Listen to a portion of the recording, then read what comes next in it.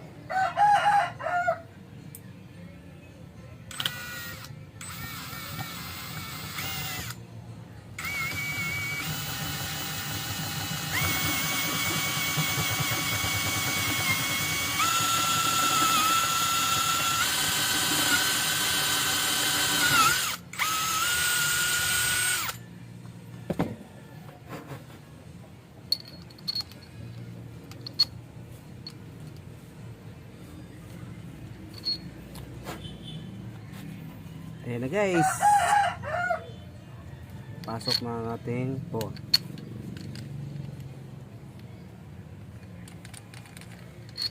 Yung isa naman,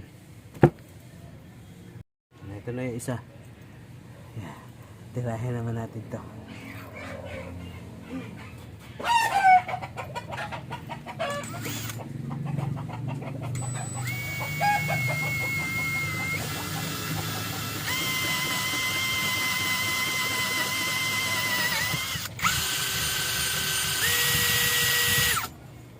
Yun oh.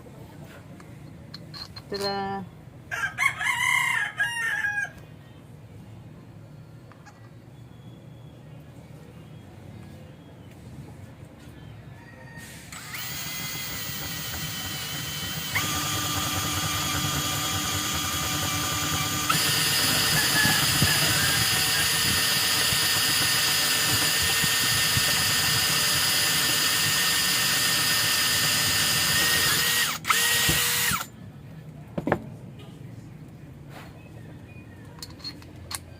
Guys, ito na, kakabit na natin to guys. Alright, there we go.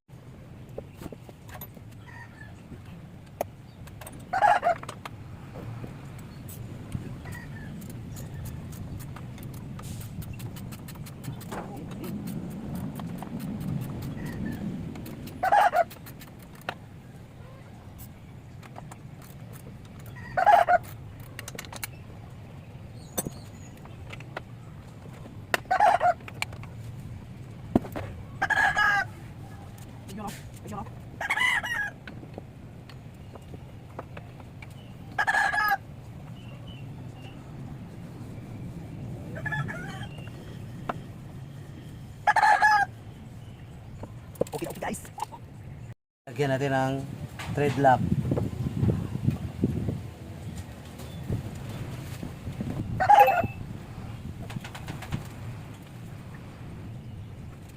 Konti na, konti na.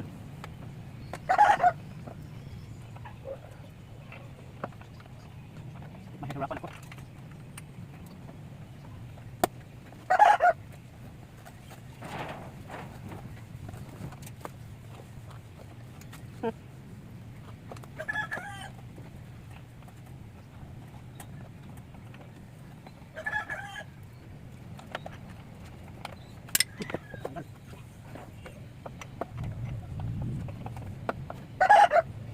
Medyo meron pasok guys. Guys, so ayan guys, nakakabit na natin guys. So ayan. Nakabit na natin. Medyo nahirapan tayo kanina, di natin na video. Nahirapan tayo sa pagkabit dito. Medyo kailangan dukot-dukutin ito at hilahin to. Ayan. So inadjustan na natin to. Nasa 1 inch. Ayan. Ang sukat niyan. Pinaikot natin. Yung preload lang muna na-adjustan natin. Hindi muna natin pinakilaman tong compression at saka rebound niya. Preload lang muna guys. Okay. So ayan. Sinukat natin ito na. Ayan. Para pantay. Ayan. Pareho sila ng sukat sa kabila. Alright. Ganyan lang guys, oh. Ikot ng konti. Ayan, oh. Alright. So, testing natin.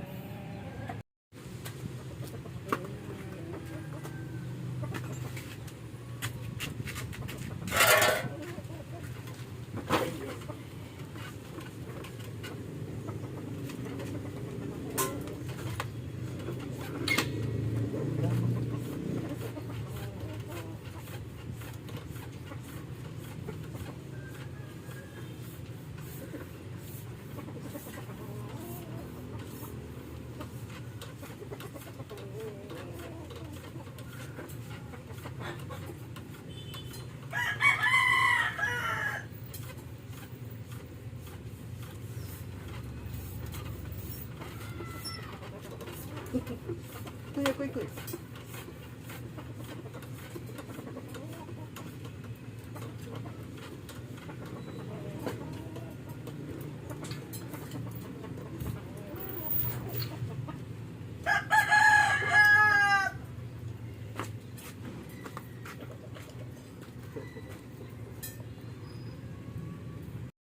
Ayan, ang ganda ng play. So, alamin muna natin kung saan dito yung compression at saka yung rebound.